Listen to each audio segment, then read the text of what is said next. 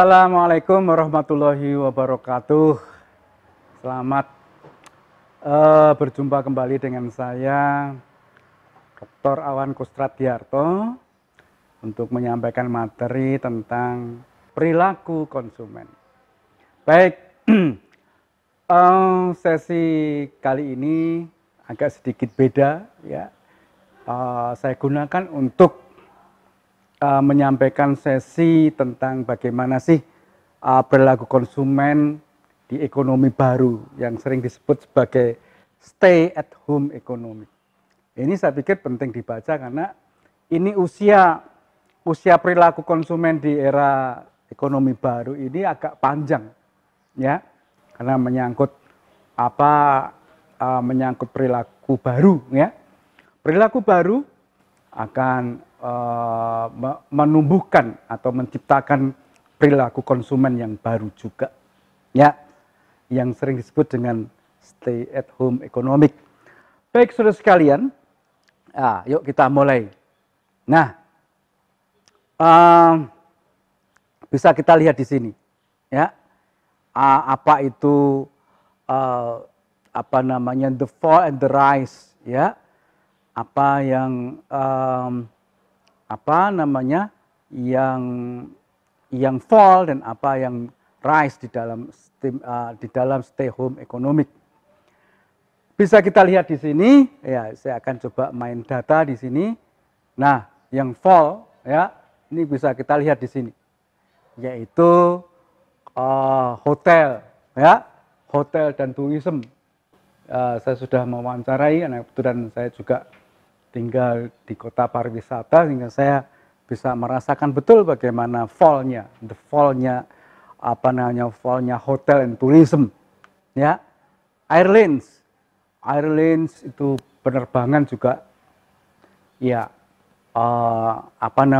jatuh juga, ya. Kemudian kegiatan-kegiatan meeting, konferensi yang bertemu dan bertatap muka secara langsung, yang biasanya juga menjadi produk bisnisnya pengusaha-pengusaha hotel dan tourism, ya, ini juga mengalami kejatuhan, ya. Ya, saya bisa menyampaikan, ya, memang jatuh betul, ya. Kemudian resto, ya, resto karena aturan-aturan yang social distancing yang menyebabkan resto mungkin punya terpengaruh besar terhadap stay at home economy yang digabatkan oleh COVID-19 ini, ya, terjadi di seluruh dunia. Kemudian juga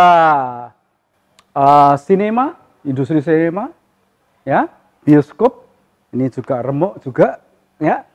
Sport, olahraga ini remuk juga. Kemudian retail, ya, retail juga industri retail juga sempat terpuruk, ya. Kemudian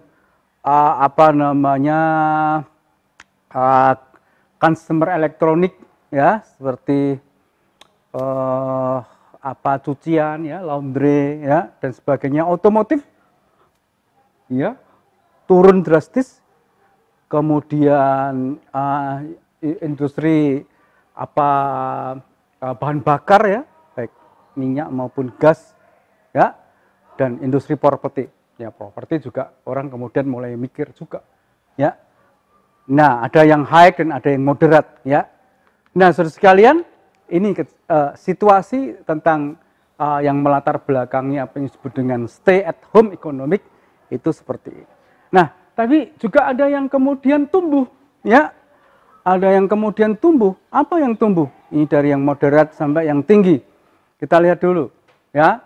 Yang moderat ini mulai kemudian home fitness, jadi alat-alat kesehatan yang bisa dibawa, yang bisa digunakan di rumah itu mulai tumbuh, ya. Kemudian cleaning service, ya. Cleaning service ini juga karena orang kemudian lebih menyukai tinggal di rumah karena memang stay at home, ya. Jadi rumah menjadi salah satu hiburan yang menarik, ya. Kemudian food, ya, wholesaler, Kemudian cloud service, ya, cloud service itu apa namanya, dapur-dapur yang apa ya tidak hanya dapur tapi banyak hal yang dibuat yang diciptakan sehingga bisa memenuhi kebutuhan orang tanpa harus pergi kemana-mana, ya diciptakan itu. Kemudian telemedicine, ya, apa ini juga naik. Kemudian media, ya, kemudian streaming, ya, industri streaming melalui peningkatan yang luar biasa, ya, sangat radikal pertumbuhannya. Kemudian remote working, food and delivery, logistik delivery, semuanya dideliverkan dan sebagainya, itu menjadi pertumbuhan yang luar biasa. Dan belanja melalui e-commerce juga menjadi pertumbuhan yang luar biasa. Nah, di antara ini ada yang tengah-tengah, ya, dia terpengaruh, tetapi dia juga ya ada sisi pertumbuhan, tapi di tengah-tengah, yaitu pendidikan, perbankan, agriculture, kemudian asuransi dan manufacturing, ya, itu ada di antara the fall and the rise, ya, di dalam stay at home, the fall and the rise, ya, stay at home economic. Nah, kondisi-kondisi ini tentu kita bisa membaca bahwa ini adalah satu perubahan perilaku konsumen, dan ini bisa berlangsung mulai kemarin, ya, hingga kemungkinan bisa 1-2 tahun mendatang ini akan mengalami situasi yang semacam ini. Baik, nah, saudara sekalian, kita bisa lihat di tren minat belanja online produk, kita bisa buktikan, ya, berdasarkan riset online produk kesehatan selama musim COVID-19 di Indonesia, ya, bisa kita lihat kenaikannya luar biasa, ya, mulai dari pembersih tangan, ya, naiknya itu 5.585% untuk penjualan produk pembersih tangan, hand sanitizer, luar biasa, ya. Kemudian masker mulut ini apa namanya, naik 167%. Kemudian vitamin C ini kalau kita amatin bersama, situasinya luar biasa. Jadi kenaikan penjualan bahkan di apotek-apotek pada saat stay at home economic itu, perilaku konsumen untuk membeli vitamin C, ya, itu mengalami peningkatan 1986%. Dettol, ya, Dettol atau sabun cair antiseptik, ya, dan sejenisnya, ya, tentu yang sejenisnya juga mengalami pertumbuhan kenaikan sebesar 1.395%. Termometer, ya, termogan, ya, dan sebagainya, itu mengalami peningkatan penjualan 1.007%, yang sebelumnya orang tentu tidak membutuhkan piranti itu. Tapi di luar dugaan, di dalam ekonomi, di dalam ekonomi stay at home ini, perilaku konsumen mengalami peningkatan yang luar biasa. Baik, baik, sekarang kita lihat, ya, ini pertumbuhannya. Ya, ini seiring dengan pertumbuhan seiring dengan kasus data di akibat stay at home economic atau dampak pandemi, ya, COVID-19 ini terhadap perilaku, bisa kita lihat, ya, di sini di bulan Maret ini kasus pertama diumumkan di Indonesia, kemudian terjadi panik dan kemudian, ya, terus trennya seperti ini, sehingga kemudian ini juga akan mempengaruhi, tentu saja akan mempengaruhi perilaku konsumen. Baik, saudara sekalian, tren minat belanja online, ya, produk non kesehatan selama musim COVID, apa saja yang mengalami peningkatan yang luar biasa selama musim COVID-19 di Indonesia. Pertama, ya, anggur merah, tidak tahu ini. Anggur merah mengalami peningkatan 78%. Nintendo, ya, Nintendo itu mainan ya semacam PlayStation begitu, ya, karena ini berfungsi untuk ya orang mencari hiburan di rumah. Itu naik sebesar 156%, ya. Kemudian yang berikutnya Indomie goreng. Indomie goreng ini mengalami peningkatan 159%, ya. 159%. Ya, karena apa? Karena ya ada ketakutan di sana, mau jajan juga takut, ya sudah cari Indomie saja. Ini menunjukkan bahwa selama stay at home orang banyak makan Indomie. Ya, ini fakta loh ya. Ya, ini fakta. Kemudian kertas folio. Nah, ini menurut saya kertas folio ini juga mengalami peningkatan, ya.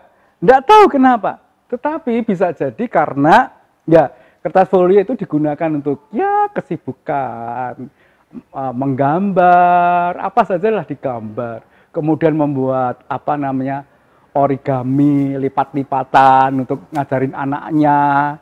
Yes, karena memang harus tinggal di rumah sehingga kemudian orang tua mulai berpikir tentang bagaimana mencari-cari hiburan ya, anaknya supaya tidak pergi kemana-mana dan betah tinggal di rumah. Sehingga di luar dugaan dia juga mengalami peningkatan, ya, melebihi peningkatnya Indomie goreng, yaitu 377%. Nah, berikutnya aloe vera. Saya sendiri juga karena cari hand sanitizer susah ya, saya kemudian ya nyampur sendiri antara aloe vera dengan alkohol. Ya, jadi kalau Anda cari lidah buaya begitu ya, itu susah juga, sempat menghilang juga, ya, sempat menghilangkan ketika hand sanitizer hilang, ya, alkohol hilang, ya, itu kemudian aloe vera, ya, lidah buaya. Lidah buaya itu mengalami pertumbuhan 414% loh ya. Ya. Digunakan untuk apa? Digunakan untuk membuat campuran, ya, campuran hand sanitizer made in sendiri. Mengalami peningkatan. Nah, yang peningkatannya rada-rada elok itu ya sepeda. Sepeda Polygon itu mengalami peningkatan penjualan itu 1036%. Ya. Ya, ini fenomenanya begitu. Ya kan? Ya, fenomenanya begitu. Orang sekarang suka naik sepeda, gobes. Saya naik sepeda. Padahal sebelumnya orang tidak setinggi inilah kenaikan sepeda. Jadi tren orang membeli sepeda ini dipengaruhi juga, ya, dipengaruhi juga di perilaku membeli sepeda ini dipengaruhi juga dengan kondisi pandemi COVID-19 ini. Ya, sekarang rame banget nih, di mana-mana orang naik sepeda. Bukan untuk kerja ya, bukan untuk kerja. Tapi sebenarnya ya untuk hiburan ya. Ya mudah-mudahan juga untuk kesehatan. Meskipun banyak juga sepeda sekarang ngetrennya agak geser lagi gitu. Ya, tidak sepeda digunakan untuk kerja tapi juga sepeda digunakan untuk main-main. Bukan untuk kesehatan. Misalnya sepedaan malam hari itu kan sebenarnya bukan untuk kesehatan. Tetapi pertumbuhan tren sepeda ini luar biasa kenaikannya itu sebesar 1036%. Nah, yang paling hebat itu webcam, yaitu kenaikan 1576% penjualannya. Jadi perilaku, kenapa? Ya karena ya sekarang kan demam Zoom meeting, webinar, ya kan? Ya, saya sendiri itu sampai, berapa kali setiap hari itu saya harus webinar, berapa kali setiap hari itu saya harus Zoom meeting, ya kan? Ya, work at home gitu ya, bekerja dari rumah itu ya menyebabkan ya pengaruh terhadap perilaku konsumen untuk membeli alat-alat dalam rangka untuk tetap bisa kerja dari rumah itu meningkat drastis. Ini datanya. Nah, baik saudara sekalian, ini sekarang gambaran life cycle, ya, gambaran life cycle produk di era pandemi.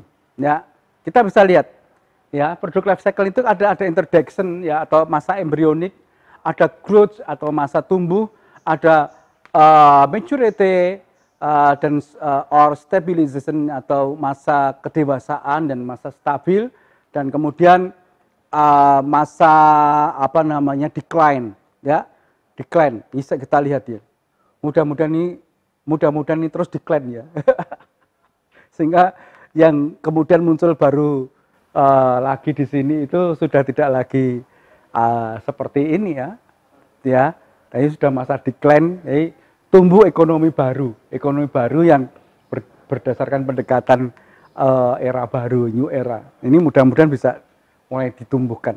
Nah, bisa kita lihat di sini, ya, masa introduction, ya, ini ada parcel lebaran, wush, naik gini, masker kain anak, motif dan jimas, ya, ini naik, kemudian ini sudah mulai ya, kemudian kemudian balik lagi ke masker kain biasa, ya, kemudian APD atau hazmat dan hand sanitizer mulai turun. Ya, ini gambaran life cycle produk di era pandemik ini. Nah, saudara sekalian, perubahan sentimen konsumen itu bisa kita lihat, ya. Ya, McKinsey & Company pada 2 Mei lalu melansir bahwa COVID-19 ternyata juga mempengaruhi sentimen perilaku konsumen. Ya, berdasarkan laporannya dijelaskan bahwa konsumen Indonesia cenderung lebih optimis. Ya, konsumen Indonesia cenderung lebih optimis dibandingkan dengan negara-negara lain yang juga disurvei. Ya, cenderung optimis. Jadi memang ini fenomena yang menarik untuk di. Konsumen Indonesia mengaku bahwa mereka cenderung optimis jika kondisi krisis virus corona akan berakhir dalam 2 atau 3 bulan mendatang, meski belum ada kepastian kesehatan hingga saat ini. Ya, jadi kalau rasa optimis itu juga mempengaruhi keinginan orang untuk membeli. Optimis saja. Harapan itu sudah menyebabkan seseorang itu melakukan perubahan, melakukan pembelian. Ya, ini perubahan perilaku bisa karena optimis. Kemudian bahwa ternyata konsumen Indonesia dengan penurunan daya beli, mereka mulai memprioritaskan konsumsi kebutuhan jangka menengah. Memang ada sedikit pengeluaran untuk hiburan karena mengalami karantina di rumah, tetapi dominan kebutuhan mingguan. Nah, ini yang kita baca. Ya.